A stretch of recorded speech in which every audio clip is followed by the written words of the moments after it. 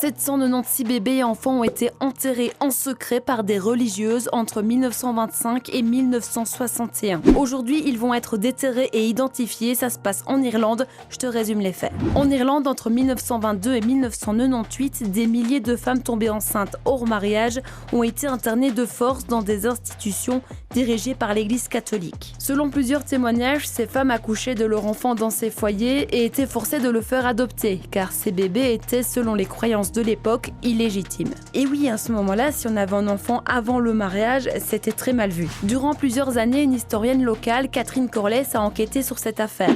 Et il y a 10 ans, elle a découvert qu'un ancien foyer religieux, celui de Sainte Marie des Sœurs du Bon Secours à Tuam, a enterré secrètement 796 enfants dans une fosse septique. La plupart de ces enfants étaient des bébés et beaucoup sont décédés par négligence parce qu'on ne s'occupait pas d'eux. Ceux qui ont survécu ont été adoptés ou placés en famille d'accueil. L'institution religieuse de Tuam a été rasée en 1972, mais la fosse septique, elle, est toujours là. Et grâce au travail de l'historienne, ce 14 juillet 2025, les fouilles des corps ont commencé, les restes vont être identifiés et ensuite réenterrés avec dignité. C'est une étape très importante pour les familles des enfants disparus. So we're hoping that today maybe will be the start of hearing them, because I think they've been crying for an awful long time to be heard.